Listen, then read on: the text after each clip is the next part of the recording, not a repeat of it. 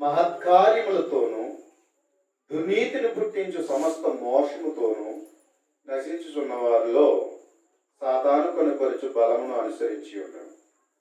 ఇందుచేత సత్యమును నమ్మక దుర్నీతి యందు అభిలాష గల వారందరూ శిక్షావిధి పొందుడికై అబద్ధమును నమ్మునట్లు మోసం చేయు శక్తిని దేవుడు వారికి పంపుచున్నాడు. ప్రియమైన వారలారా, దేవుడు అద్వితీయమైనటువంటి సత్యవంతుడు. ఆయన అబద్ధమాడనారని దేవుడు. కాబట్టి ఆయన ఏదైతే చెప్పాడో ఖచ్చితంగా దాని ప్రకారంగానే ఆయన జరిగించేవాడు. మనకులాగా రెండో మాట ఆయనకి ఉండదు, రెండో ఉద్దేశము ఆయనకు ఉండదు. కాబట్టి ఆయన ఏమైతే నిర్ణయించాడో, ఏమైతే నిర్ణయం చేశాడో ఆ నిర్ణయం ప్రకారంగానే సమస్తాన్ని దేవుడు జరిగించేవాడు. అంతే తప్ప మనిషిని బట్టి దేవుడు మారిపోయేవాడు కాదు. మనుషులను బట్టి దేవుడు మారిపోయేవాడు కాదు. నీకు అనుకూలంగా నాకు అనుకూలంగా దేవుడు మార్పు చెందేటువంటి వాడు కాదు. అందుకే అంటాడు, దేవుని తలంపులు వేరు, మనిషిని యొక్క తలంపులు వేరు. దేవుని మార్గాలు వేరు, మనుషుల యొక్క మార్గాలు వేరు. ఈ రెండింటికి ఎంత వ్యత్యాసం ఉందంటే, అబ్బాయి లేదండి దగ్గరగా ఉంది కదండి అంటూ ఉంటారు అప్పుడప్పుడు. పర్లేదండి దేవుడు అంగీకరిస్తారులే దగ్గరగా ఉంది కదా అంటారు. కానీ దేవుని తలంపులు దేవుని మార్గాలు ఎంత వ్యత్యాసమో తెలుసా? మానవుని యొక్క తలంపులకి, దేవుని యొక్క తలంపులకి, దేవుని యొక్క మార్గాలకి, మానవుని యొక్క మార్గాలకి ఎంత వ్యత్యాసం అంటే, భూమికి ఆకాశం ఎంత వ్యత్యాసం ఉన్నదో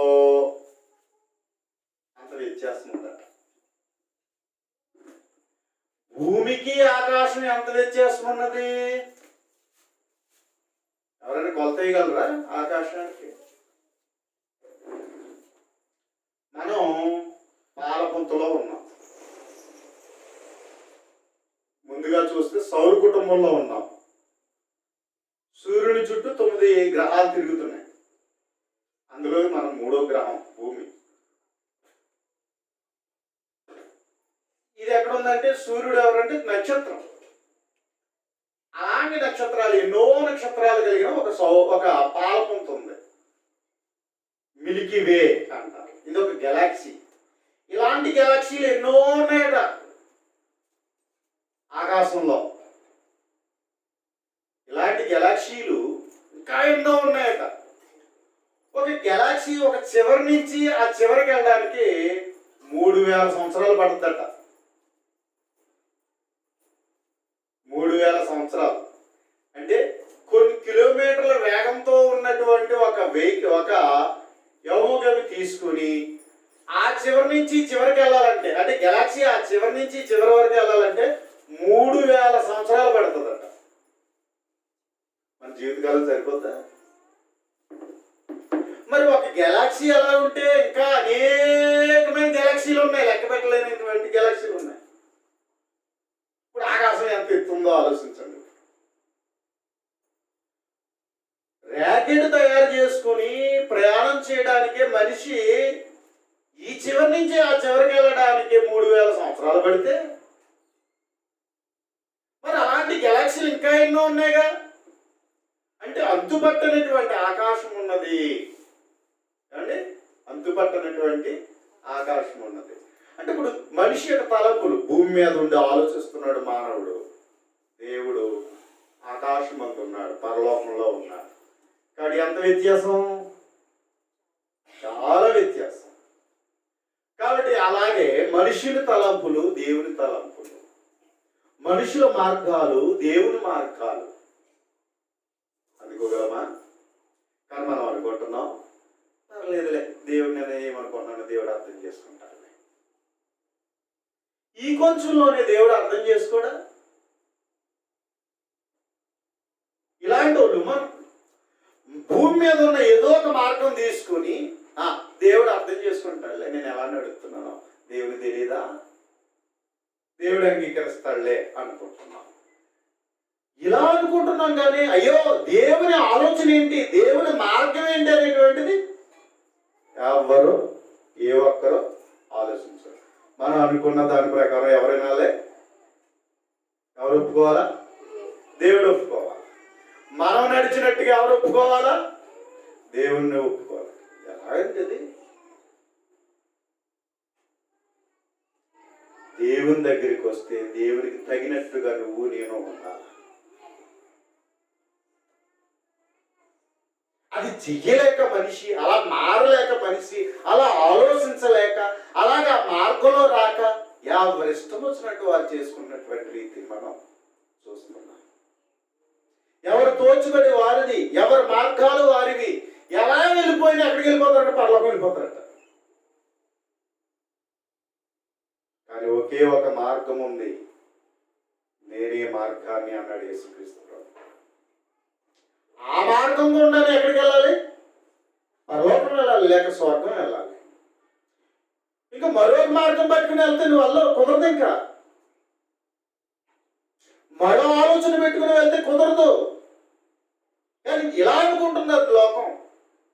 లేదు, దేవుడు చెప్తున్నాడు నేనే సత్యాన్ని, నేనే జీవాన్ని, నేనే మార్గాన్ని, నా ద్వారా తప్ప తండ్రి వద్దకు ఎవరు ఏ ఒక్కరు రాలేరు. కాబట్టి క్రీస్తునందుకు వస్తే క్రీస్తునందున్న సత్యం నీకు అర్థం కావాలి. క్రీస్తునందుకు వస్తే ఆయన మార్గం నీకు అర్థం కావాలి. ఆ క్రీస్తునందున్న జీవాన్ని పొందుకుంటేనే నువ్వు ఎక్కడికి వెళ్తావు? పరలోకం వెళ్తావు. ఈ మూడు నీలో జరగకుండగా ఎక్కడికి వెళ్ళే పరలోకము వెళ్ళలే. అంత తోగట్టుకుంటే వెళ్ళిపోతారు అనుకుంటున్నారా? లేకపోతే ఒక గోవు తోకట్టుకుని వెళ్ళిపోతాం అనుకున్నారా? ఒక ఆవు తోకట్టుకుని పరలోకం. కనుక ప్రియమైనటువంటి దేవుని వల్ల పరలోకం వెళ్ళాలి అంటే క్రీస్తే మార్గం, క్రీస్తే సత్యం, క్రీస్తే జీవం. అందుకని మనకు అర్థం కావాలి. అయితే దేవుడు ఏం చేశాడో తెలుసా? మనిషికి స్వేచ్ఛ ఇచ్చాడు, స్వతంత్రం ఇచ్చాడు. మనిషికి ఏమి ఇచ్చాడో తెలుసా? స్వతంత్రం ఇచ్చాడు. మన మనిషిలాగా దేవుడు పట్టుకొని నువ్వు ఇలాగే ఉండు అని నేను పట్టెట్టి చేయట్లేదు. పట్టెట్టి చేస్తే ఎప్పుడో పోకపోండి, ఇంత గొడవ లేకపోండి కదా. దేవుడు మాత్రం ఏం చేశాడు? స్వేచ్ఛ ఇచ్చాడు కదా, స్వాతంత్రం ఇచ్చాడు కదా. నీకు నువ్వే నిర్ణయం తీసుకోవాలని, నీకు నువ్వే సరైన నిర్ణయం తీసుకుని నువ్వు మారాలని, నువ్వు నడవాలని దేవుడు కోరుతున్నాడు. ఆ స్వతంత్రం మనం ఏం చేసామంటే మన ఇష్టారాజ్యం అయిపోయింది కదా. దేవుడిచ్చిన స్వతంత్రం ఏమైపోయింది? ఇష్టారాజ్యం అయిపోయింది. ఎవరిష్టం వాళ్ళు అయిపోయింది అంతే. దేవుడిచ్చిన స్వతంత్రాన్ని దేవునికి అనుకూలంగా నడుచుకునే రీతిలో ఆలోచించడం లేదు మనిషి. తనకిచ్చిన ఇష్టాన్ని తన ఇష్టం వచ్చినట్లుగా ఆలోచించుకోవడానికి, తన ఇష్టం వచ్చినట్టుగా జీవించడానికి మనిషి ఆలోచన చేస్తున్నాడు. కానీ ప్రియమైన వాళ్ళరా, దేవుడిచ్చిన స్వేచ్ఛ ఎందుకో తెలుసా? నీకు నువ్వుగా స్వతంత్రంగా నిర్ణయం తీసుకుని దేవునికి అనుకూలంగా బ్రతుకుతావని. అందుకే ఇచ్చాడు స్వాతంత్రం. ఎందుకో తెలుసా? ఒకవేళ నిన్ను అన్ని సరిహద్దులలో పెట్టేసి నిన్ను ఒకవేళ ఉంచితే, సాతానుడు యోబు విషయంలో అన్నాడు కదా, కంచేసేసావు, నువ్వెన్నన్నా చెప్తావు, ముందు కంచి తీసే, అసలు నిన్ను నమ్ముతాడో లేదో చూద్దాం, అసలు నీ పేరు ఎత్తుతాడో లేదో చూద్దాం. అంటే ఏంటంటే ఒక మనిషి యొక్క జీవితంలో స్వతంత్రంలో కష్టం వచ్చినప్పుడు, బాధ వచ్చినప్పుడు, దుఃఖం వచ్చినప్పుడు, నష్టం వచ్చినప్పుడు, మరణమే వచ్చినప్పుడు, తనకున్నదంతా కోల్పోయినప్పుడు కూడా దేవుణ్ణే కలిగి ఉండడానికి ఇష్టపడతాడా? దేవుడైతే తన నమ్మకం అది. అన్నీ ఇస్తేనే కాదు, ఏమీ లేకపోయినా నా కొరకు బ్రతుకుతారు మానవులు అనేది దేవుని దృక్పథం. సాధారణ అంటున్నాడు, లేదు లేదు లేదు, అన్నీ ఇస్తేనే నిన్ను కొలుస్తారు వాళ్ళు, నిన్ను నమ్ముతారు వాళ్ళు, నీ దగ్గరకు వస్తారు వాళ్ళు. నువ్వు ఏమీ ఇవ్వకుండా చెయ్యి,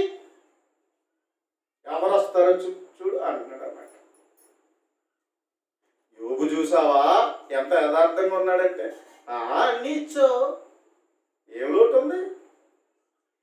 ఏమీ లోటు లేదు కాబట్టి దేవుడా అంటున్నాడు. నువ్వు ఇస్తున్నావు కాబట్టి దేవుడు అంటున్నాడు. నువ్వు ఇవ్వకుండా వచ్చాయి, అన్నీ తీసేయి, శరీరాన్ని కూడా పాడు చేయి, అప్పుడు దేవుడు అంటాడు చూద్దాం అని ఎవరంటున్నారు?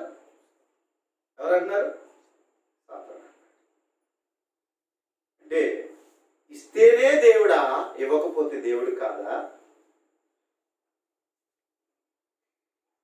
ఇస్తేనే దేవుడా, చేస్తేనే దేవుడా, చేయకపోతే దేవుడు కాదా?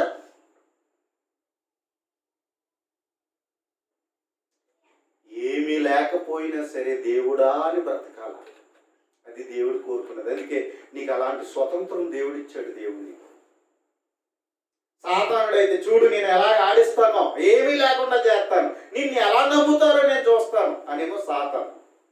లేదు లేదు, ఎట్టి పరిస్థితులలో నేను నా కొరకు బ్రతుకుతారు, నా కొరకే బ్రతుకుతారు, నన్ను అర్థం చేసుకుంటారు, నా పిల్లలుగా ఉంటారు, పరలోకానికి వస్తారు అనేమో దేవుడు.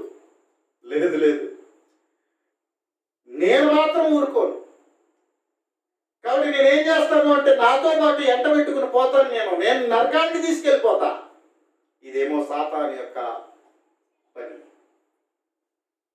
ప్రియమైన వారలారా, ఇలా రెండు మార్గాల మధ్య మనం ఉన్నాం. ఒకటి ఇరుకు మార్గం, రెండు విశాల మార్గం. ఏమండి, మనం ఏమంటాం? అన్నీ ఇస్తేనే, నేను అన్నది చేస్తేనే దేవుడు, నేను అన్నది చేయకపోతే ఆయన ఏం కాదు, దేవుడు కాదు. నేను ఆయన నమ్మను. ఏం చేశాడని నేను నమ్ముకోవాలా? ఏం చేశాడని నేను నమ్ముకోవాలి దేవుడిని? నాకు ఏమి ఇచ్చాడని నేను దేవుడిని నమ్ముకోవాలా? కండిషన్ కూడా పెడుతున్నారు కదండి దేవుడిని నమ్ముకోవడానికి. అవునా? ఎన్ని కండిషన్లు పెడతారు దేవుడిని నమ్ముకోవడానికి?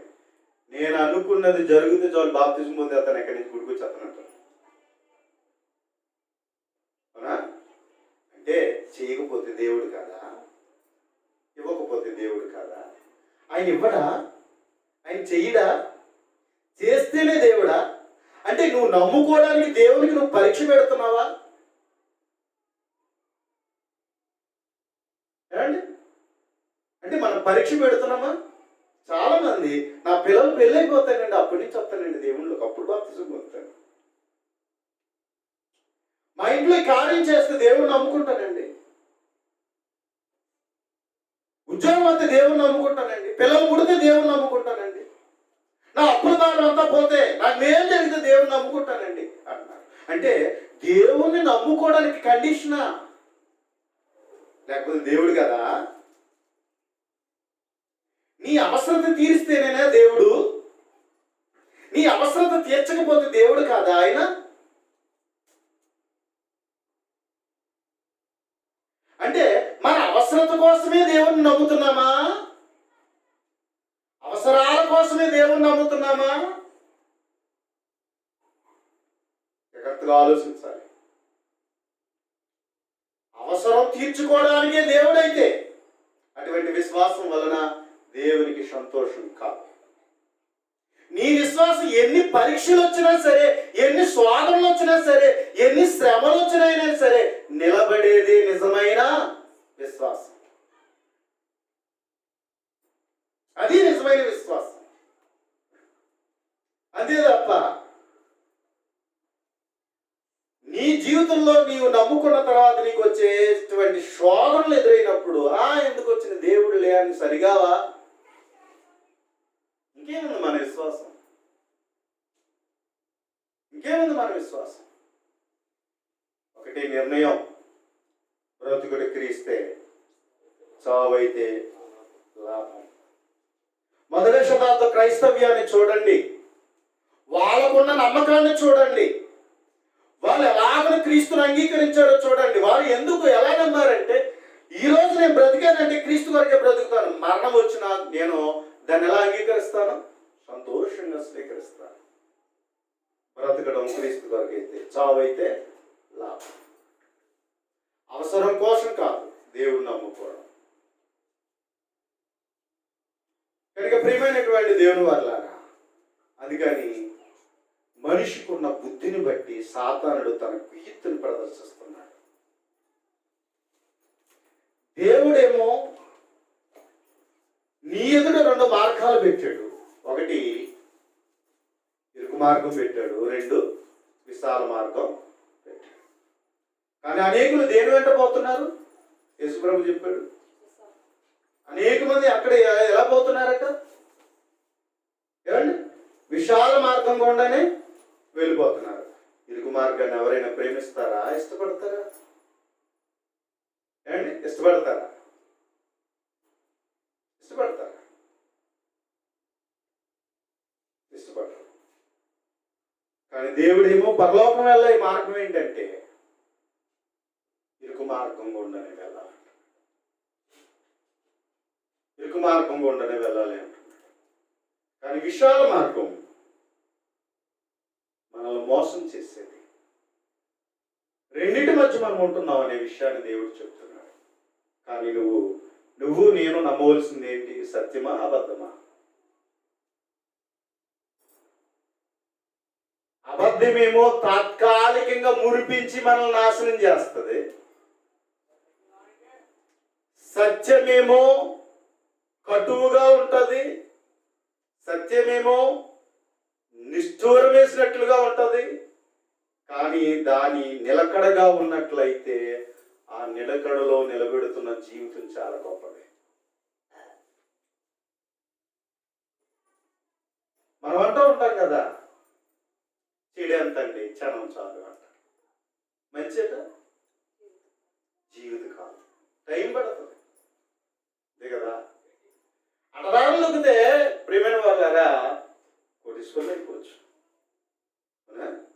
అటదారులు నొక్కితే, అబద్ధాలు ఆడితే, మోసాలు చేస్తే, అన్యాయం చేస్తే, అక్రమం చేస్తే చాలాసార్లు జీవితం బ్రతికించండి, లోటేముండదు. కానీ ఎంతవరకు ఎంతవరకు ఎంతవరకు ఏమండి?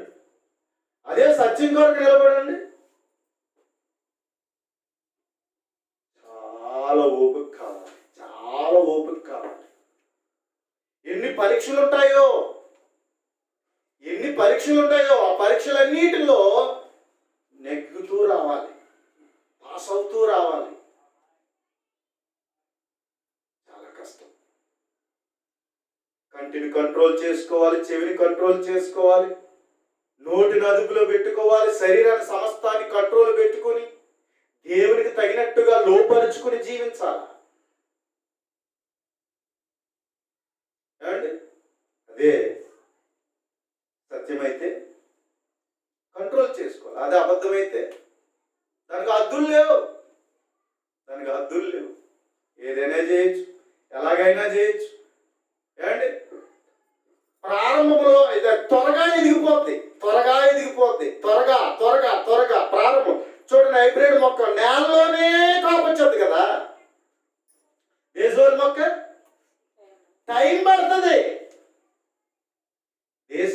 టైం పడుతుంది.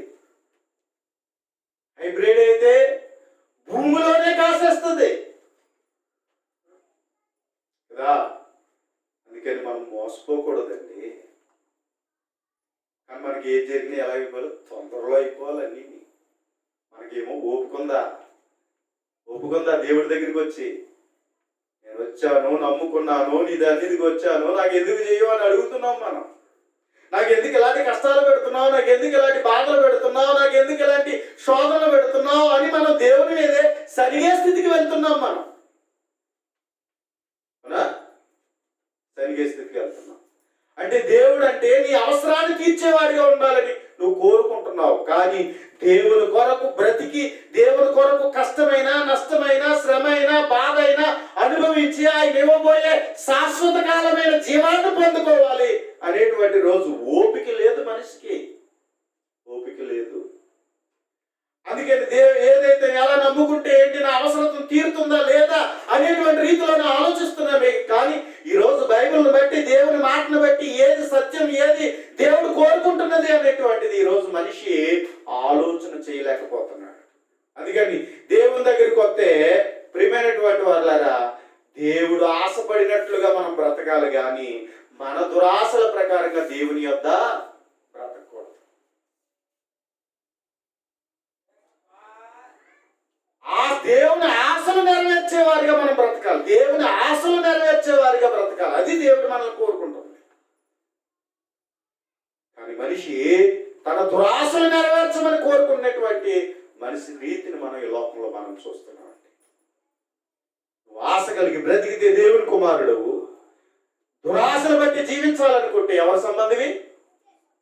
అపవాది సంబంధం. మీరు మీ తండ్రి యొక్క అపవాది సంబంధులు, వాటి దురాశలు నెరవేర్చకూడదు అన్నాడు కదా యేసు ప్రభు. అందుకని ఈరోజు మన అవసరం కోసం వాక్యాన్ని మన ఇష్టం వచ్చినట్టుగా బోధించుకుంటున్నామా? మన ఇష్టం వచ్చినట్టుగా వినాలని కోరుకుంటున్నామా? ఆలోచన చేయండి. ఈరోజు ఉన్నది ఉన్నట్టుగా వాక్యాన్ని వినడానికి ఎంతమంది ఇష్టపడుతున్నారు? ఎంతమంది అలా ఉండాలని కోరుకుంటున్నారు? ఈరోజు దేవుని మాటగానే చదవాలని, అలాగే ఆయన మాట ప్రకారం నేను ఉండాలని కోరుకునే వాళ్ళు ఎంతమంది అండి? అంతే తప్ప ఎలా ఏదైతేనని చెప్పేసి కలగాపులగం చేసి మనం ఏదైనా చేసుకుంటున్నామా? ఆలోచన చేయండి.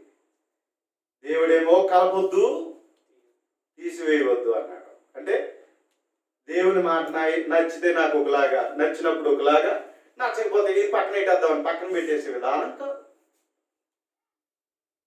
దేవుడు ఏదైతే చెప్పాడో అదే విధంగా దేవుని నమ్మి దేవుని చిత్తానుసారంగా జీవించాలి. కానీ ప్రియమైన వారులారా, నేటి ప్రపంచ తీరు ఎలా ఉంటుందని భవిష్యత్తు గురించి అప్పుడే చెప్పాడు దశలోనికలకు రాసిన 2వ పత్రికలో. ఏమంటున్నాడు? 9వ వచనంలో, నశించుచున్న వారు తాము రక్షింపబడుటకై సత్య విషయమైన ప్రేమను అవలంబింపకపోయిరి కనుక వారి రాక అబద్ధ విషయమైన సమస్త బలముతో, అంటే దేవుని దగ్గరికి వచ్చిన ఏది కలిగి ఉండాలనుకుంటున్నారట? అబద్ధం. దేవుడు కోరుకునే సత్యం కాదు, అబద్ధం. కనుక వారి రాక అబద్ధ విషయమైన సమస్త బలముతోనూ, నానా విధములైన సూచిక్రియలతోనూ, మహత్కార్యములతోనూ, దుర్నీతిని పుట్టించు సమస్త మోసంతోనూ నశించుచున్న వారిలో సాతాను కొనపరుచు బలమును అనుసరించి ఉండును. అంటే దేవుని సన్నిధికి వచ్చిన, దేవుని వాక్యం చేపట్టిన ఎవరు పని చేస్తున్నారట? ఎవరు పని చేస్తున్నారు? ఎవరు పని చేస్తున్నారని చెప్తున్నాడు?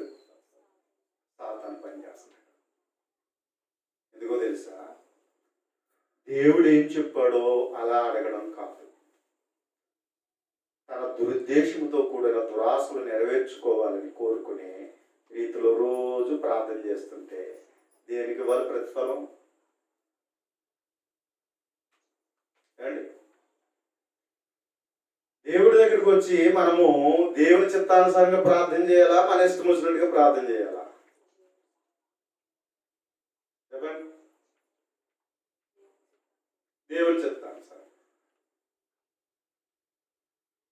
ఆ సేవ జీవితంలో అంటే నేను ఎగ్జాంపుల్ తీసుకున్నాను. సేవ అంటే చాలా మంది ఫాస్ట్ గేటెడ్ లోటు అంటారు. ఎందుకంటే అలా బట్టలు వేసుకుని అలా వచ్చిన సైకిల్తో వచ్చి చిన్నగా వచ్చి కారులోకి ఎక్కేటువంటి పాస్వర్డ్ వస్తుంది కదా, అవునా? అలాంటి వాళ్ళకి గౌరవాలు ఉన్నాయి. అందుకని ఇలాగ తమకు అనుకూలమైన బోధన బోధించుకుంటూ తమ కడిపే దేవుడుగా చేసుకుని తమ సుఖ విలాసవంతమైన జీవితాన్ని గడిపే వాళ్ళు ఉన్నారు. ఉన్నారా లేదా? కానీ సత్యముగా నిలబడేటువంటి వారి జీవితంలో ఎన్ని కష్టాలుండే తెలుసా?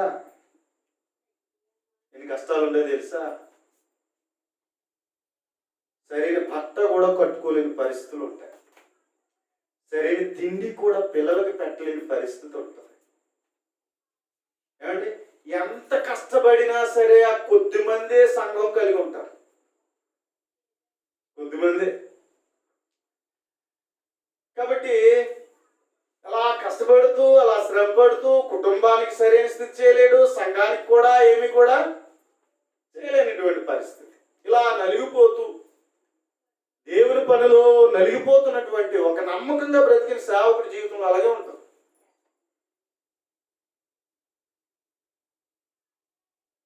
నమ్మకంగా జీవించిన వారి జీవితంలో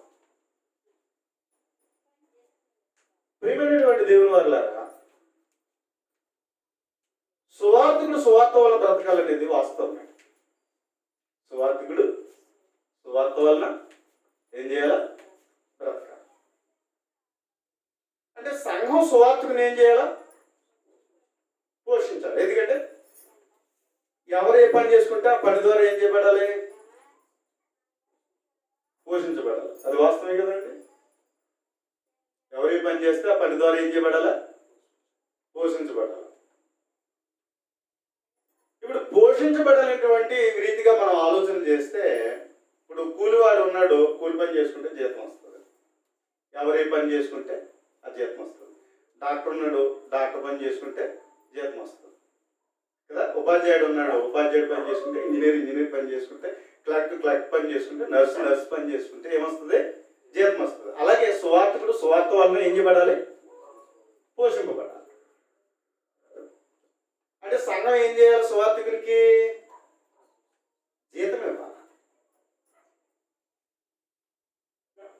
ఎవరే పని చేసుకుంటే ఆ పని ద్వారా ఏం చేయబడాలి? పోషింపబడాలి. అలాగే సువార్తికుడు సువార్త వల్ల ఏం చేయబడాలా? పోషింపబడాలి. జాగ్రత్త వినండి. ఇప్పుడు అందుకని దేవుడు ఏమన్నాడు? వర్ధిల్లుని కొలది ఆయన పని కొరకు ఏమన్నాడు? గుప్పిలిప్పి దేవుని సన్నిధిలో ఏమన్నాడు? ఇచ్చిందంతా అయ్యగారికేనా? ఇచ్చిందంతా అయ్యగారికేనా? ఏమండి? ఎలా ఇవ్వాలి? వర్ధిల్లుని కొలది దేవునికి ఇవ్వాలి. ఇచ్చింది ఏం చేయాలి? ఇప్పుడు 10 మంది ఉన్నారు అనుకుందాం. ఎంత ఇవ్వాలి? వర్ధిల్లుని కొలది ఇవ్వాలి. దేవుని రూల్ ప్రకారంగా, వర్ధిల్లిన ప్రకారంగా మనం కష్టపడే దాంట్లోంచి కష్టంలోంచి దేవునికి ఇచ్చి ఇవ్వాలి. అందులో నుంచి సువార్తకుడికి ఏమి ఇవ్వాలి? జీతం ఇవ్వాలి. కూలివాడి జీతం ఎంత చెప్తారు? ప్రస్తుతం ఉన్న రీతి ప్రకారం నెలంతా కష్టపడితే ఎంత జీతం వస్తుందండి? ఒక 20,000 సంపాదించుకుంటాడా? 500 చెప్పుడు 15,000 వేసుకుందాం అండి. 15,000 వేసుకున్నాం. 15,000లో నుంచి దేవుని కొరకు తన వర్ధిల్ని కొలు తీసి దేవునికి ఇస్తున్నాడు అనుకోండి. అలా 10 మందికి వస్తున్నారు. 10 మంది ఇస్తే ఎంత అవుతుంది? ఒక రేజును సంఘ ఆదాయం 15,000 వచ్చింది అనుకున్నాం. అంటే అందరి ఆదాయాలు ఒకలాగా ఉందో? నేను కూలి వాళ్ళ పని లెక్కే చెప్తున్నాను. అంతే రెట్టింపించే పరిస్థితులు కూడా ఉంటాయి కొన్ని చోట్ల. అయితే ఇప్పుడు సువార్తికుడికి ఎంత జీతం ఇవ్వాలి?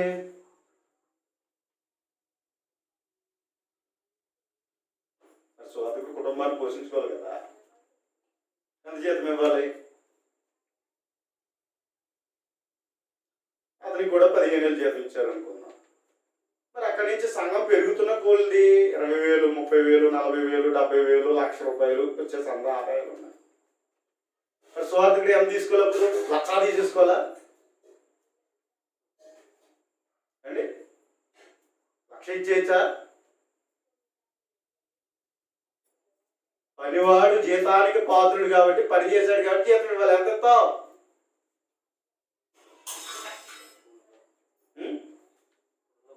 తన మెయింటెనెన్స్ ఇవన్నీ చూసుకుని ఒక 20,000 అనుకుందాం, లేదా 25,000 అనుకుందాం. కొన్ని స్థితిగతులు ఉంటాయి కదా. ఒక పని మా 30,000 ఇద్దాం. ఇంకెంత ఉండాలి? 70,000 ఉండాలి. మరి 70,000 ఏమైపోతున్నాయి?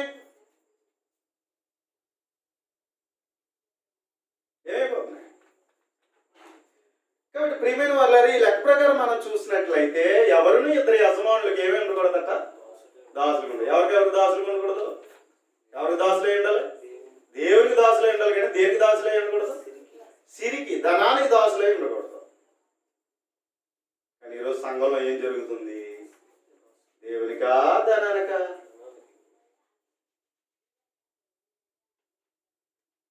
ఏది దేవుని చిత్తం?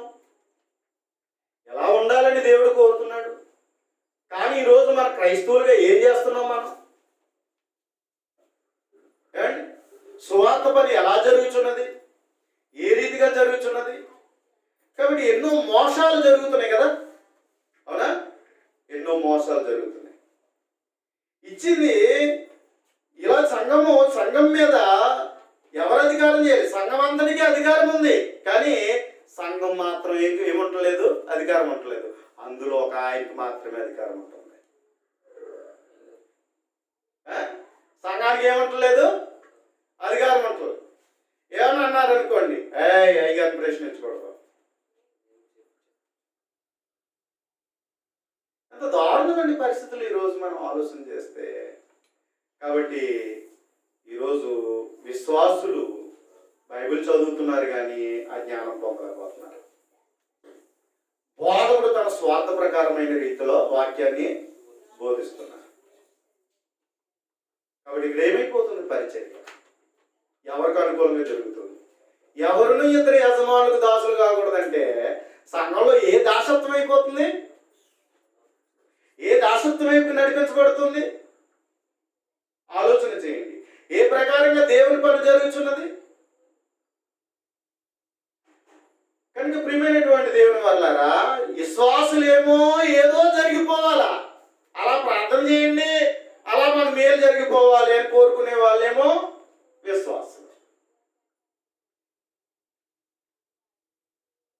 అయ్యగారేమో తన గడిపే దేవుడు అయ్యే పరిస్థితి వచ్చింది. ఇలా అయితే పరిచర్య ఎటుపోతుంది? ఇలాంటి పరిచర్య. అందుకని ప్రియమైనటువంటి వాళ్ళ వాక్యం హెచ్చరిక చేస్తుంది. ఏం జరుగుతుందంటే దుర్నీతి జరుగుతుంది. నీతి కాదట, దుర్నీతి. దుర్నీతి జరుగుతుందని దేవుడు హెచ్చరిస్తున్నాడు. సంఘంలో ఏముండాలి? నీతి ఉండాలి. దేవుడు ఏం కోరుతున్నాడు? నీతిని కోరుతున్నాడు. కానీ ఈరోజు క్రైస్తవుడు ఆ నీతిని కలిగి జీవించడానికి ఇష్టపడుతున్నాడా? ఏమన్నాడు యేసుక్రీస్తు ప్రభు? మొదట మనం ఏం వెతకాలట? మొదట ఆయన రాజ్యాన్ని, నీతిని వెతకాలి. మనము ప్రతి దినము ఏం వెతకాలి? ఆయన రాజ్యాన్ని వెతకాలి, నీతిని వెతకాలి. సంఘంలో దేవుని నీతే ఉంటుందా? అలాగే సంఘం పాలించబడుచున్నదా, నడిపించబడుచున్నదా లేదా అనేటువంటిది ఎవరికి వారిగా పరిశీలన చేసుకోవాలి. నీతి లేనప్పుడు ఏముంటుంది? దుర్నీతి ఉంటుంది కదండి. నీతి లేదంటే ఏముంటుంది? దుర్నీతి ఉంటుంది. కానీ దేవుడు ఎవరిని అంగీకరిస్తాడట? అపోస్తల కార్యాలు 10వ అధ్యాయము, అపోస్తల కార్యములు 10వ అధ్యాయము 35వ వచనం. అపోస్తల కార్యాలు 10వ అధ్యాయం 35వ వచనం మనం చూస్తే, ప్రతి జనములోను ఆయనకు భయపడి నీతిగా నడుచుకున్న వారిని ఆయన అంగీకరించిన. ఎవరు అంగీకరిస్తాడంటే దేవుడు? ప్రతి జన్మలో ప్రపంచంలో ఏ జన్మలైతే ఉన్నావో ప్రతి జనములోను, ప్రతి కులములోను, ప్రతి వంశములోను, ప్రతి దేశస్తుల్లోనూ, ఆయన నాగరికుడైనా అనాగరికుడైనా, చదువుకున్నవాడైనా చదువులేనివాడైనా, విద్యావంతుడైనా పామరుడైనా, మరి ఎవరైనా సరే దేవునికి భయపడి నీతిగా నడుచుకునే వారిని ఆయన అంగీకరిస్తాడట. దేవునికి భయపడి నీతిగా నడుచుకునే వారిని దేవుడు ఏం చేస్తాడు? అంగీకరిస్తాడు. అందుకని ప్రతిదినం ఏం వెతకమన్నాడు? మొదటి ఏం వెతకాలట? ఆయన రాజ్యాన్ని, నీతిని వెతకాలి. కాబట్టి ఇప్పుడు సువార్తికుడు నీతిని వెతకాలి, విశ్వాసులు నీతి కలిగి జీవించాలి. కాబట్టి నీతి కలిగి జీవించాలి. ఒకవేళ నీతి లేదనుకోండి, సత్యానికి తావులేదు. అక్కడ ఏముండదు, సత్యానికి తావుండేటువంటి అవకాశం లేదు. రోమీలు రాసిన పత్రిక మొదటి అధ్యాయం 18వ వచనం. రోమీలు రాసిన పత్రిక మొదటి అధ్యాయం 18వ వచనం. దుర్నీతి చేత సత్యమును అడ్డగించు మనుషుల యొక్క సమస్త భక్తిహీనత మీదను దుర్నీతి మీదను దేవుని కోపము పరలోకము నుండి వచ్చి బయలుపరచబడుచున్నది. దుర్నీతి చేత ఏం చేయబడుతుందంటే సత్యం అడ్డగించబడుతుందట. దుర్నీతి ఎప్పుడైతే ఉందో సత్యానికి తావులేదు. నీతి ఎప్పుడైతే తప్పిందో అక్కడ ఏమి లేదు, సత్యానికి చోటు లేదు. ఒకవేళ చేస్తే దుర్నీతి చేత సత్యాన్ని అడ్డగించు మనుషుల యొక్క సమస్త భక్తిహీనత మీదనో దుర్నీతి మీదనో పరలోకం నుండి ఏమొచ్చున్నది, దేవుని కోపం వచ్చుచున్నది అని చెప్పాడు. అందుకని సంఘము, దేవుని సంఘం అంటే నీతి కలిగిన సంఘంగా ఉండాలి, నీతి గల జనముగా ఉండాలి, నీతి కలిగిన దైవజనుడుగా ఉండాలి. అలా నడిపించబడాలి సంఘం. దేవుడు అదే కోరుతున్నాడు. దేవుని సంఘం అంటే నీతి కలిగిన జనముగా బ్రతకాలి, నీతి గల దైవజనులుగా దేవుని పని చెయ్యాలి. అది దేవుడు ఆశిస్తున్నటువంటి. లేకపోతే నీతి ఎప్పుడైతే తప్పారో ఏమొచ్చేస్తుందట, సత్యము వారి జీవితంలో ఉండే అవకాశము లేదు. సత్యవాక్యాన్ని సరిగా వారు గ్రహించే స్థితి ఉండదు. అందుకని దేవుడు అంగీకరించే విధంగా ఉండాలంటే దేవుని నీతిని వెంటాడాలి ప్రతి ఒక్కరు. వాక్యాన్ని మనకు అనుకూలంగా మార్చేసుకునే వాళ్ళుగా ఉండకూడదు. మనకు అనుకూలంగా వాక్యాన్ని మలుచుకునే రీతిలో ఉండకూడదు, కల్పించుకునే రీతిలో ఉండకూడదు. దేవుని వాక్యం ఎలా ఉందో అలాగే ధ్యానించాలి, అలాగే దేవుని వాక్య ప్రకారంగా నడుచుకునే వారిగా ఉండాలి. అంటే నీతిగా దేవుడు ఏ నీతిలో నిన్ను నన్ను నిలబెట్టాలనుకున్నాడో ఆ నీతిలో మనం జీవించాల. అలా ఉన్నప్పుడే దేవుడు మనల్ని అంగీకరిస్తాడు. లేకపోతే దేవుని కోపానికి మనము గురవుతాం. ఎప్పుడైతే నీతిగా అక్కడ తావులేదో ఎంటర్ అయిపోతాడు అప్పుడు. ఎవరు? సాతానుడు. దేవుడు ఉండడు. ఇంకా ఎవరు వచ్చేస్తాడు? సాతానుడు వచ్చేస్తాడు. కాబట్టి మన సొంత నీతి డబ్బా పెట్టుకోకూడదండి. కొంతమంది సొంత డబ్బా కొట్టుకుంటారు, సొంత నీతి డబ్బా. ఎలా బ్రతికేసినా సరే నేను రైట్ అంటాడు. అలాంటి స్వనీతిని తీసుకురాకూడదు దేవుని దగ్గరికి. దేవుని నీతిని నిలబెట్టుకోవడానికి, ఆ నీతిలోనే ఉండడానికి మనం దేవుని కలిగి జీవించాలి. లేకపోతే పరలోకం నుండి ఏమొస్తుంది? దేవుని కోపం వచ్చుతున్నది అని చెప్పబడుచున్నది. రోమీయులకు రాసిన పత్రిక 2వ అధ్యాయం. రోమీయులకు రాసిన పత్రిక 2వ అధ్యాయం 8వ వచనం. అయితే భేదములు పుట్టించి సత్యమునకు లోబడక దుర్నీతికి లోబడి వారి మీదకి దేవుని ఉగ్రతయు రౌద్రమును వచ్చును. దుష్కార్యము చేయు ప్రతి మనుష్యుని ఆత్మకు, మొదటి యూదునికి గ్రీసు దేశస్తునికి కూడా శ్రమయు వేదనయు కలుగును అని చెప్తున్నాడు. వేదములు ఎందుకు వస్తున్నాయి అంటే సత్యానికి లోబడక. ఎందుకు సత్యానికి లోబడతలేదు అంటే దుర్నీతికి లోబడటం వల్ల. దుర్నీతి ఉంటే సత్యానికి లోబడదు. సత్యానికి ఎప్పుడైతే లోబడటం లేదు అక్కడ ఏముంటాయి? భేదాలు వచ్చేస్తాయి. ఇది వాక్యం చెప్తున్నటువంటి. అంచేత భేదములు పుట్టించి సత్యమునకు లోబడక దుర్నీతికి లోబడే వారికి ఏమొస్తుందంట? ఏమొస్తుంది? దేవుని ఉగ్రతయు రౌద్రమును వచ్చును. అంటే దేవుని దగ్గరికి వస్తే మనలో ఏం నిలబడాలా? ఏముండాలా? నీతి ఉండాలి. దేవుని సంఘముగా మనం ఉంటున్నామంటే ఏముండాలా? మనలో నీతి ఉండాలి, దేవుని నీతి ఉండాలి. దుర్నీతి అనేటువంటిది ఒకవేళ వస్తే అక్కడ దేవుడు ఉండే ప్రసక్తే లేదు. అందుకని ఈ మాట చెప్తున్నాడు దశలోనికలకు రాసినటువంటి 2వ పత్రికలో 2వ అధ్యాయంలో, నశించుచున్న వారు తమ రక్షింపబడుటకే సత్య విషయమైన ప్రేమను అవలంబింపకపోయిరి. అవలంబింపకపోయిన, సత్యాన్ని ప్రేమతో అంగీకరించే మనస్సు లేదు గనక వారి రాక దేనికి ఇంకా ప్రారంభమవుతుందంటే అబద్ధ విషయమైన సమస్త బలముతోనూ నానా విధమైన సూచిక్రియలతోనూ మహత్కార్యములతోనూ దుర్నీతిని పుట్టించు సమస్త మోసంతోనూ నశించుచున్న వారిలో సాతాను కనుపరుచు బలమును అనుసరించి ఉండును అని చెప్పాడు. సత్యం లేకపోతే దుర్నీతి ఉంటుంది. దుర్నీతి ఉందంటే ఎవరి బలం ఉంటుంది? సాతాను బలం ఉంటుంది. మనం మోసపోకూడదు. చాలా వాక్యాన్ని బట్టి తెలివిగా ఉండాలి. వాక్యాన్ని బట్టి వివేకంగా ఉండాలి. వాక్యం బాగా చదివి అర్థం చేసుకుంటేనే దేవుని చిత్తం అర్థం అవుతుంది. ఎందుకంటే ఈ ప్రపంచమే ఎవరి లోకం? సాతాను లోకం. యేసుప్రభుకే తనన్నాడు కదా, ఈ లోకం నాది, ఈ రాజ్యములు మహిమ నాది, నాకు మొక్కే, నేను నీకు ఇస్తాను అని చెప్పాడు. యేసుప్రభు ఏమో దేవుడిచ్చిన దాన్ని పొందడానికి ఎన్ని కష్టాలు పడ్డాడండి? దేవుడిచ్చిన దాన్ని పొందడానికి ఆయన ఎన్ని కష్టాలు పడ్డాడు, ఎన్ని అవమానాలు పొందాడు, ఎన్ని శ్రమలు పొందాడు. నీతి కొరకు నిలబడడానికి, అలాంటి మంచి కొరకు మంచి చేయడానికి ఆయన ఎంత కష్టపడ్డాడు.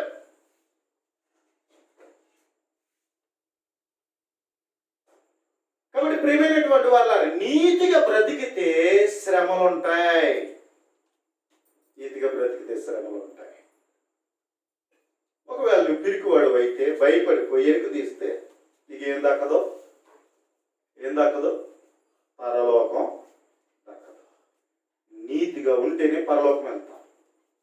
నీతికి తావు లేకుండా ఎలాగైతే బ్రతికేసి దేవుడు ఆడు చెప్పుకుంటూ ఒకవేళ మనం చేస్తే నిన్ను మోసం చేస్తున్నావు, దేవుని మోసం చేస్తున్నావు అనుకుంటున్నావు, చివరికి మోసంలోనే పడిపోయిన వాళ్ళు ఉంటాం. అందుకని ప్రియమైనటువంటి దేవుని వాళ్ళారా, అందుకే దేవుడు చూస్తున్నాడు. నువ్వు నేను వాక్యాన్ని ఎలా వింటున్నావు, ఎలా నేర్చుకుంటున్నావు అనేది దేవుడు చూస్తున్నాడు. అవసరానికైనా దేవుడు, నీ అవసరం తీర్చుకోవడానికైనా దేవుడు.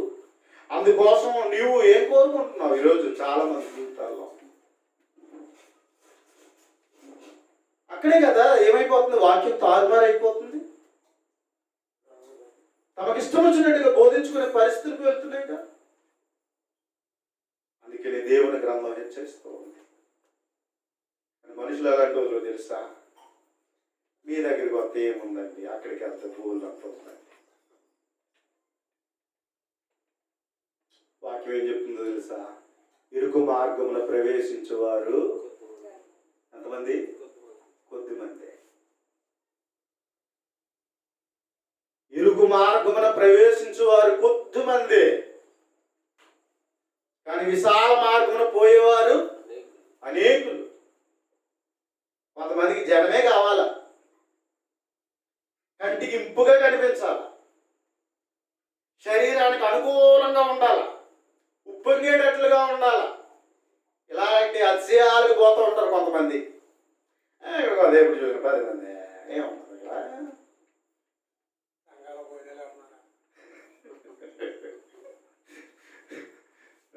ఇలా ఉంటాయండి. కనుక మనుషులు కోరుకునేటువంటి రీతిని చూడండి, కానీ దేవుడు మనుషులు లక్ష్య పెట్టే వాటిని యెహోవా లక్ష్య పెట్టడట. మనుషులు లక్ష్య పెట్టే వాటిని ఎవరు లక్ష్య పెట్టారు? యెహోవా లక్ష్య పెట్టడు. మరి ఏం లక్ష్య పెడతాడు ఆయన? నీలో నాలో హృదయాలను చూసేవాడు దేవుడు. హృదయాలను లక్ష్య పెట్టేవాడు. ఆ హృదయంలో ఆయన వాక్యం యొక్క సత్యానికి నువ్వు నీ జీవితంలో ఎలాంటి తావిస్తున్నావు, ఎలాగ నువ్వు గ్రహిస్తున్నావు, ఎలా అర్థం చేసుకుంటున్నావు, దానికి ఏ విధమైన ప్రయారిటీ ఇస్తున్నావు, ప్రాముఖ్యత ఇస్తున్నావు, నువ్వు ఎలాగా వాక్య ప్రకారం విశ్వాసం కలిగి ఉన్నావు, భక్తి కలిగి ఉన్నావు, భయం కలిగి ఉన్నావు, యథార్థత కలిగి ఉన్నావు అనేటువంటిది దేవుడు చూస్తున్నాడు. దేవుడు చూసేది అది.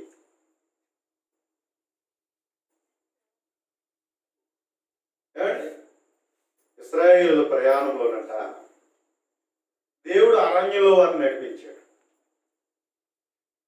నీళ్ళు చేదైపోయిన ప్రారంభంలోనే మారా దగ్గరికి వచ్చారు కదా, నీళ్ళు చేదయ్యి తనగడం ప్రారంభించారు. ఏమన్నారు? మోసే, ఎందుకయ్యా బాబు మమ్మల్ని ఐగుప్తులో ఉంచకపోయావా, ఎందుకు మమ్మల్ని ఎలా తీసుకొచ్చి చేదే నీళ్ళ దగ్గర పెట్టావు అన్నారు. కానీ దేవుణ్ణి అడిగారండి? దేవుణ్ణి అడిగారా? దేవుణ్ణి అడగలే. దేవుణ్ణి అడిగితే చెట్టు చూపించాడు, అందులో వేసిన తర్వాత మధురమైన నీళ్ళు అయిపోయాయి. మళ్ళా కొంత దూరం వెళ్ళిపోయేటప్పటికి ఆకలి బాధ ఎక్కిపోయింది. మోసే, మేము అక్కడైతే చక్కని కుండలతో చక్కగా మేము ఏదో బీరకాయలు మొత్తం ఏదో చక్కగా వండుకునేవాళ్ళు, ఇదేంటయ్యా బాబు మమ్మల్ని ఎలా తీసుకొచ్చి మాకు ఏంటి బాధ ఏంటి? కాబట్టి ఇదిగో మాకు తిండి లేకుండా ఇక్కడ చంపేద్దాం అనుకున్నాం, అరణ్యంలో మమ్మల్ని చంపేద్దాం అనుకున్నావు. అక్కడ సమాధులు లేవని, ఎంతమంది జనానికి సమాధులు దొరకవని, అందుకని అరణ్యంలో తీసుకొచ్చావా అని చెప్పేసి ఎవరి మీద సరిగారట? మోసే మీద సరిగా. ఏమండి, ఎంత చేసిన దేవుణ్ణి ఏమైనా అర్థం చేసుకున్నారు వాళ్ళు? 10 అద్భుతాలు జరిగితే వీళ్ళకి ఏమైనా జరిగిందా? 10 అద్భుతాలు జరిగినప్పుడు వీళ్ళకి ఏమైనా జరిగిందా? వీళ్ళకి ఏం జరగలే. దేవుడు వీళ్ళని కాపాడుతూ వాళ్ళ శత్రువులైన వారిని ఏం చేశాడు? నాశనము చేశాడు. ఎంత అద్భుతాలు చేసిన దేవుణ్ణి అసలు విడుదల చెందుతాము అనడానికి ఏ విధమైన తావు లేకుండా ఉండిపోయినటువంటి బానిసత్వ బ్రతుకు కదా, వెట్టి చాకిరి బ్రతుకు కదా. అలాంటి బ్రతుకులో నుండి దేవుడు వాగ్దానం చేసిన ప్రకారంగా దేవుడు ఏం చేశాడు?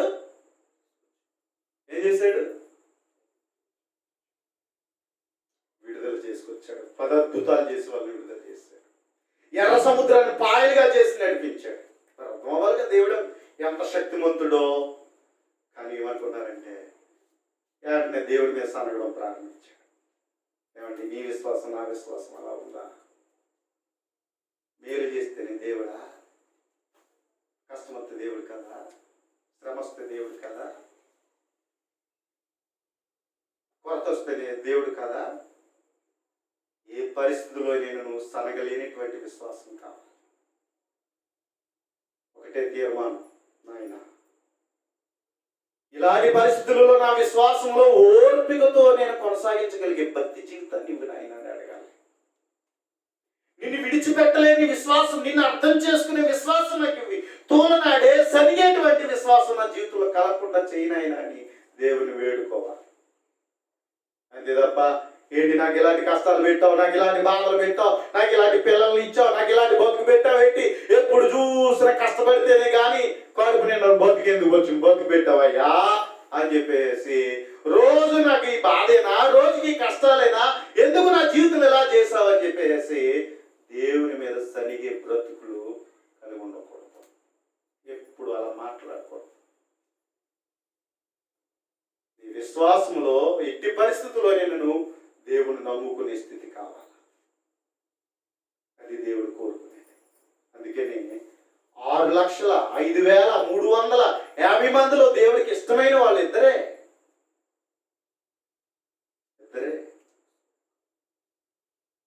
మరి ఈరోజు నువ్వు నేను మన విశ్వాసంలో ఎలా ఉన్నావు ఒకసారి ఆలోచించండి. అవసరాలు తీర్చేవాడిగా దేవుడిని అనుకుంటున్నామో ఇంటి చెప్పండి. ప్రియమైన వారులారా, వద్దు. ఏ పరిస్థితి వచ్చినానో దేవుడు నాకున్నాడు, నాకేంటి భయం అనే రీతిలో ఉండాలి. ఆయన నాకు తోడుగా ఉన్నాడు. నాకు ఈ కష్టాల్లోనే, ఈ సమస్యల్లోనే, ఈ పరిస్థితుల్లో నా జీవితాన్ని ఎలా ఉంచడం, జయించేవాడిగా దేవుడు నన్ను చేస్తాడు. ఆయన ప్రేమ అంత గొప్పది. కానీ ఇంకా నేను విశ్వాసంగా ఉండాలి, ఇంకా నేను భక్తిగా ఉండాలి, ఇంకా సత్యంగా ఉండాలి, ఇంకా నీతిగా ఉండాలి అనేటువంటిది దేవుడు కోరుతున్నాడు. అలాంటి జీవితాన్ని కలిగి ఉండాలి. ఇంకా ఇలాంటి పరిస్థితుల్లో నేను పవిత్రంగా బతకాల. ఆయన కోరుకునే పరిశుద్ధతను నిలుపుకోవాలా, ఆయన కోరుకునే నీతిని నిలుపుకోవాలని దేవుని కొరకు బ్రతికేవారిగా, ఇంకా భయభక్తులు కలిగి బ్రతికేవారిగా జీవించాలి. ఉంటే ఒకలాగా, లేకపోతే ఒకలాగా ఉండకూడదు దేవుని దగ్గర. ఎప్పటికీ దేవుడు కోరుకునే ప్రజలుగా మనం జీవించాలి. కానీ అలాంటి వారు కొందరే అంట. మరి నువ్వు ఉన్నావా అందులో? అలాంటి విశ్వాసం ఉందా నీకు? అప్పుడప్పుడు నేను మభ్య పెట్టే పరిస్థితులు వస్తూ ఉంటాయి. అడిగి అదే ఉండదమ్మా మా దగ్గర ఏం చెప్తూ ఉంటారు లోకంలో వాళ్ళు ఏమంటా ఉంటారు, అడగాలి ఏమన్నదా మా దగ్గరికి వస్తే ఏమన్నా దేవుడు ఎన్ని కార్యాలు చేస్తాడో, మా సంఘంలో ఎన్ని కార్యాలు చేశాడో అని చెప్తూ ఉంటారు. కానీ ఏం చూస్తారు వీళ్ళు? భౌతికమైన ఆఫర్లు ఇచ్చి దొంగిలించేస్తున్నాడు సాతానుడు. ఏమండి, ఆఫర్లు పెట్టి మనం దోసేస్తున్నాడు. ఇది మనకు తెలియట్లేదు. ఏం కావాలా? స్వస్థతలు కావాలి, అద్భుతాలు కావాలి, ఏమండి మహత్కార్యాలు జరగాల. అలాగైతేనే దేవుడిని నమ్ముతారు. అలాగే ఆఫర్లు పెట్టి మనం దోసేస్తున్నాడు ఎవడు? సాతానుడు మాయ చేస్తున్నాడు.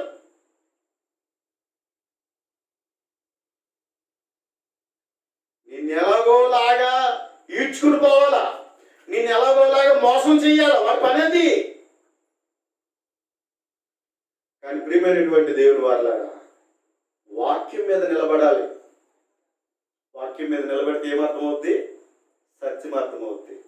యోహాను సువార్త 8వ అధ్యాయం 31-32 వచనాలు మనం చూస్తే చదవండి ఒకసారి, గంభీరంగా చదవండి. యోహాను సువార్త 8వ అధ్యాయము 31వ వచనం.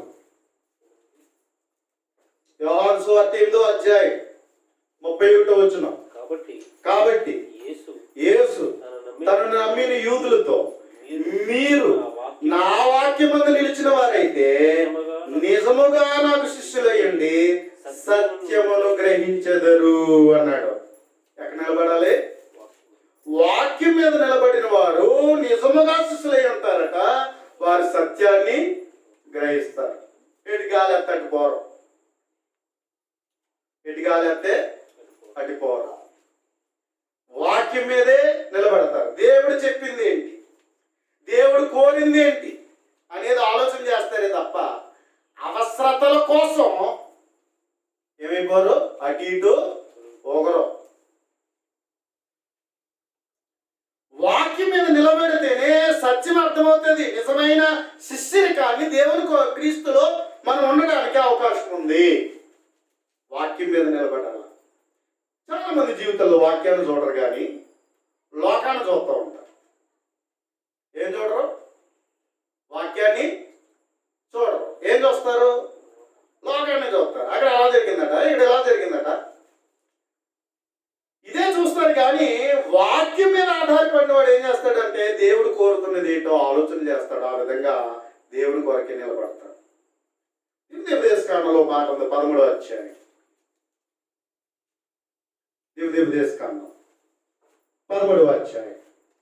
ప్రవక్తయే గాని, కలలు కొనేవాడే గాని నీ మధ్య లేచి నీ ఎదుట సూచిక్రియ అయినను మహత్కార్యమైనను చేసి నువ్వు ఎరుగని ఇతర దేవతలను అనుసరించి పూజించరమ్మని చెప్పిన ఎడలా అతడు నీతో చెప్పిన సూచిక్రియ గాని మహత్కార్యము గాని సంభవించినను ప్రవక్త మాటలను, కలలు కొనేవాని మాటలను వినకూడదు. ఏంటి? ఏం జరిగినా, కళలు వచ్చినట్లుగా జరిగినా, అంటే దర్శనాలు జరిగినా, సూచక్రియలు జరిగినా, మహత్కార్యాలు జరిగినా ఏం చేయకూడదట? అటువంటి వాడిని సంభవించిన అతడు నీతో చెప్పిన సూచక్రియ గాని మహత్కార్యము గాని సంభవించినను ఆ ప్రవక్త మాటలను, కలలు కనువాని మాటలను వినకూడదు. ఏం చేయకూడదట?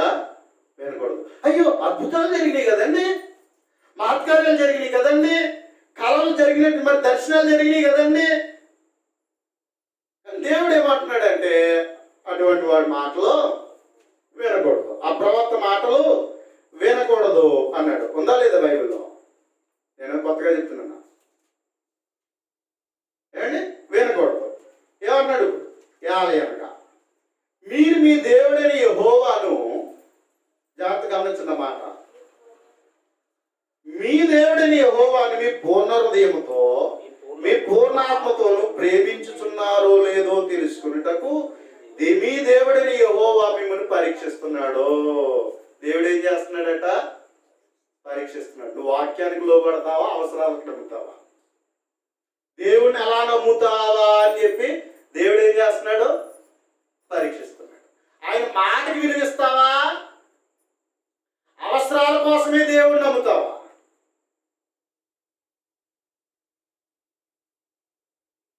దేవుడు మానవుల యొక్క హృదయాలను పరీక్షిస్తున్నాడు.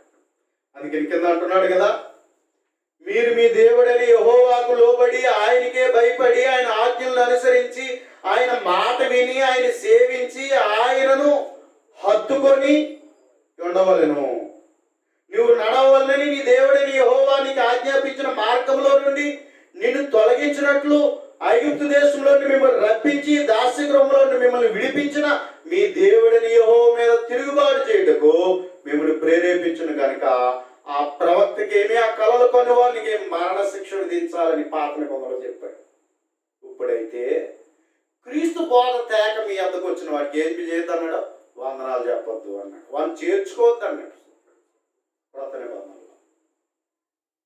బోధ తేడా వస్తే వాడిని చేర్చుకోవద్దు, అసలు వాడిని ఇంటికి రానియొద్దు అన్నాడు అంతే. ఎందుకంటే వాడి నుండి వచ్చే శాపం మీ మీదకి వస్తుంది అన్నాడు. ఇది ఎప్పుడు లేదు, ఒకవేళ కల్పించి చెప్పట్లేదు, దేవుడి మాట అలా ఉందో లేదో ఇంటికి వెళ్ళి చదువుకోండి, రాసుకున్న అవసరమైతే. 2 యోహానులో 9-10 వచ్చిన ఏదైనా బైబిల్ చెప్పిన ప్రకారం ఆలోచించాలి దేవుడు ఏం కోరుతున్నాడు. కాబట్టి నీతి ఉండాలండి. నీతి లేకుండా, నీతి ఉంటేనే దేవుడు ఉంటాడు. నీతి తప్పితే సాతానికి అవకాశం ఇచ్చేవాడు. నీతి తప్పితే సాతానికి అవకాశం ఇచ్చేవాడు. అంచేత 11వ వచనం అంటాడు, దశలోనికి రాసిన 2వ పత్రిక 2వ అధ్యాయం 11వ వచనం.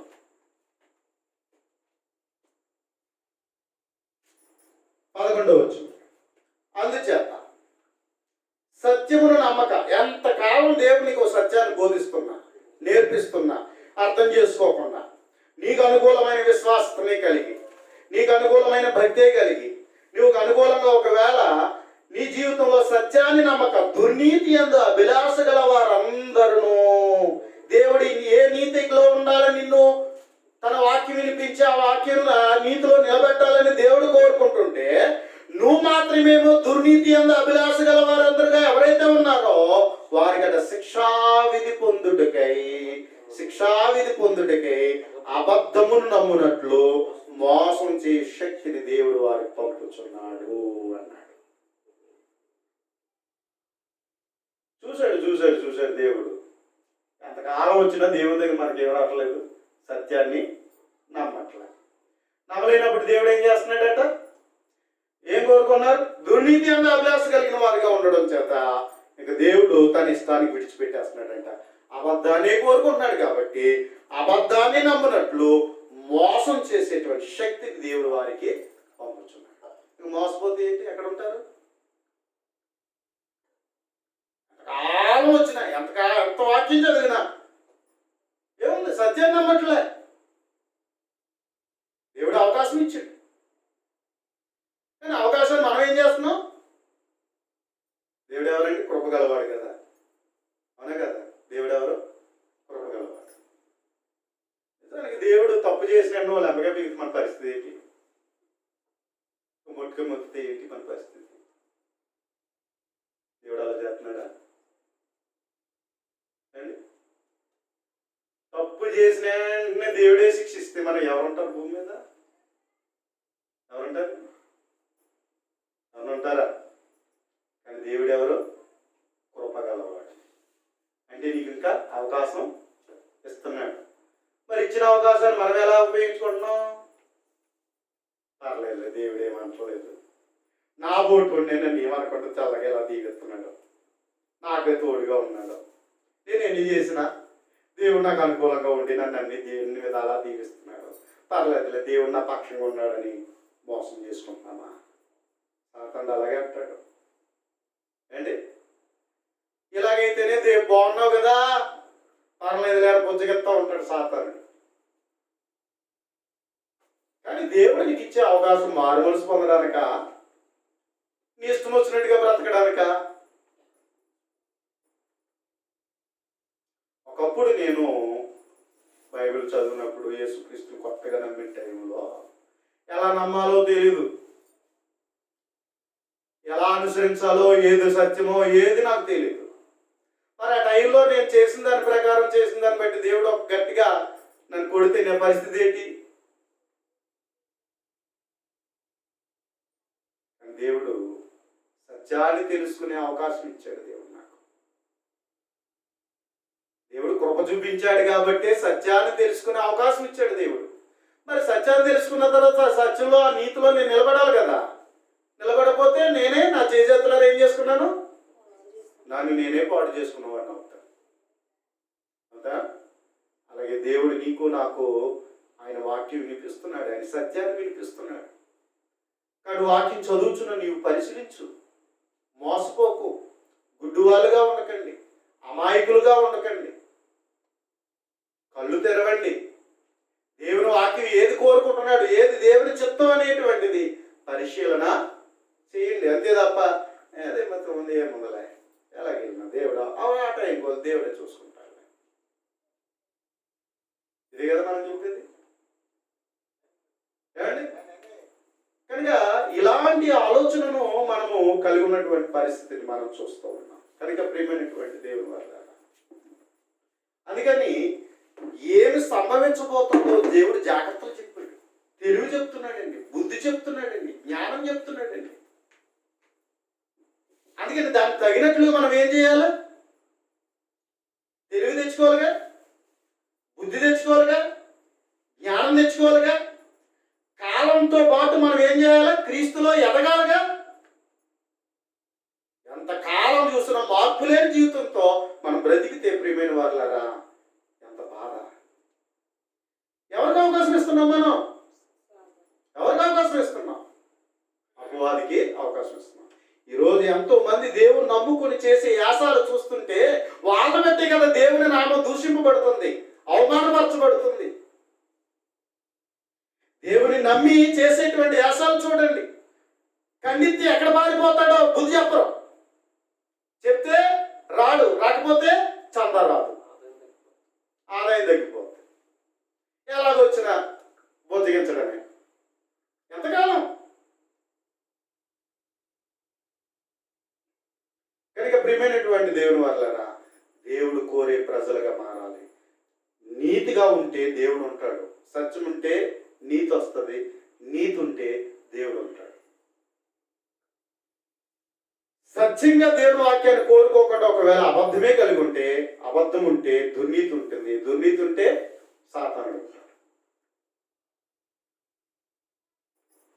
ఇలా జరిగే పరిస్థితులు ఉన్నాయని హెచ్చరిక దేవుని గ్రంథం పౌలు గారి ద్వారా, అపోస్తుడైన పౌలు ద్వారా చెప్పాడు. ఈరోజు బోధిస్తున్న నేనే ఒకవేళ అలా ఉంటే నన్ను గుడ్డిగా నమ్మకండి, నన్ను పరిశీలించండి, నన్ను పరిశీలించండి. ఎందుకంటే అపోస్తులైన పౌల్ని ఆ రోజు బెరయా వాళ్ళు ఏం చేశారట? అలా చెప్పాడో లేదు అని వాళ్ళు ఏం చేశారు? పరిశీలించారు వాళ్ళు. అలాగే ఈరోజు ఎవరు చెప్పినా అమాయకంగా తల ఊపేయడం కాదు,